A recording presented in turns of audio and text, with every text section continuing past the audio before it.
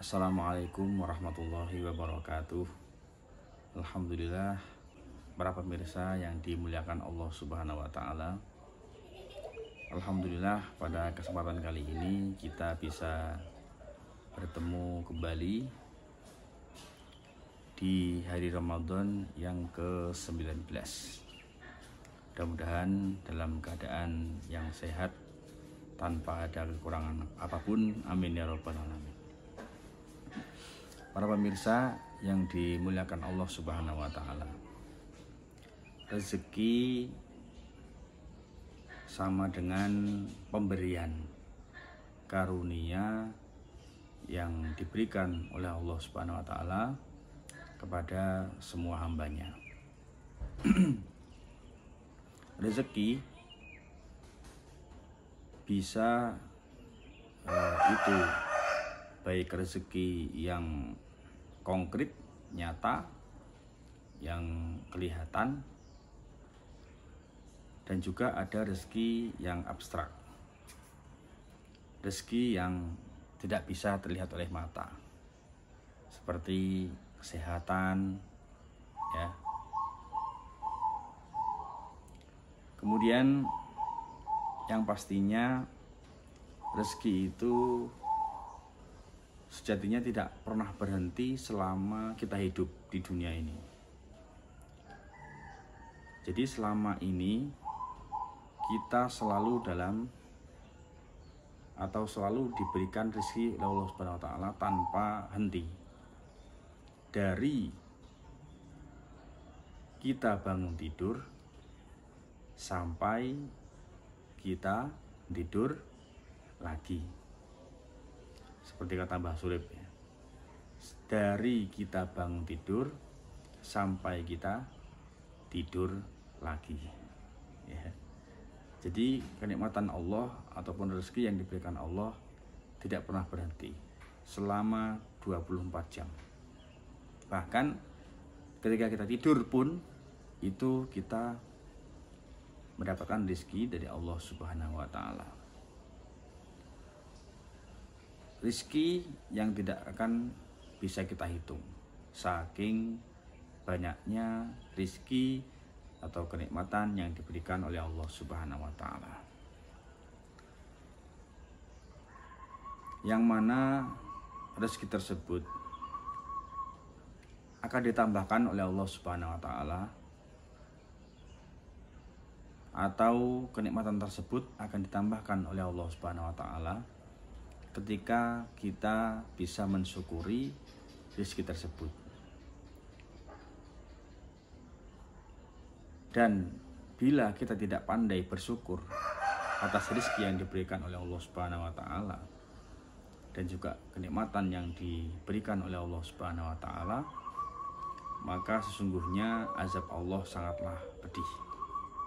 Ya, jadi di dalam Al-Qur'an disebutkan, a'udzubillahi minasyaitonirrajim, la in syakartum la azidannakum wa la in kafartum in adzabi lasyadid. Seandainya engkau mau bersyukur, maka pasti akan aku tambahkan, dan apabila kalian kufur atas nikmat-nikmat Allah Subhanahu wa Ta'ala, maka sesungguhnya azab Allah Subhanahu wa Ta'ala sangatlah pedih. Jadi rizki ini, nikmat ini bisa mendatangkan kebaikan untuk kita, dan rezeki ini bisa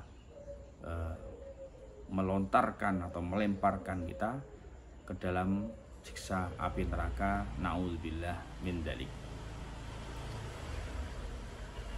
Bagaimana kita caranya bersyukur kepada Allah Subhanahu wa Ta'ala? Ada dua macam syukur. Yang pertama, syukur qauli, lisan kita bersyukur kepada Allah Subhanahu wa Ta'ala dengan tidak menggerutu, ya, menggerutu ataupun apa itu istilahnya, tidak terima dengan apa yang sudah diberikan oleh Allah Subhanahu wa Ta'ala. Alhamdulillah, terima kasih ya Allah, pagi hari ini Engkau masih berikan kami kesempatan, kesehatan, bisa menjalankan sholat subuh berjamaah, ya kan? Alhamdulillah ya Allah masih bisa menjalankan ibadah puasa, ya kan? Syukur qauli, syukur secara lisan. Yang kebanyakan ini mudah sebetulnya diucapkan oleh setiap orang, ya kan? Mudah, alhamdulillah wa syukurillah, alhamdulillah wa syukurillah, mudah. Tapi yang kedua, syukur fi'li atau syukur dari perlakuan kita, ya, yang pastinya lebih berat daripada syukur qauli. Perbuatan kita di hadapan Allah Subhanahu wa taala. Ya, mungkin bisa saja kita bersyukur, alhamdulillah ya Allah, alhamdulillah ya Allah, terima kasih atas semua yang Kau berikan ya Allah. Tetapi kalau perbuatan kita masih banyak maksiatnya kepada Allah Subhanahu wa taala, ya, apalagi kita pelitnya setengah mati, maka ya berarti kita belum bisa bersyukur secara fi'li atau bersyukur secara perbuatan. Bahkan rezeki yang telah diberikan kepada Allah malah kita jalankan atau kita tasarrufkan untuk perkara-perkara yang dilaknat oleh Allah Subhanahu wa taala. Perkara-perkara yang dibenci oleh Allah Subhanahu wa taala. Perkara-perkara yang mengantarkan kita kepada azabnya Allah Subhanahu wa taala. Jangan sampai. Ya. Jadi syukur itu ada yang syukur qauli secara lisan, kita berterima kasih kepada Allah, dan syukur fi'li adalah perbuatan kita sehari-hari harus yang mendekatkan diri kepada Allah Subhanahu wa taala. Berderma, ya, berbagi kepada sesama. Rezeki atau nikmat, ya, kita berikan kepada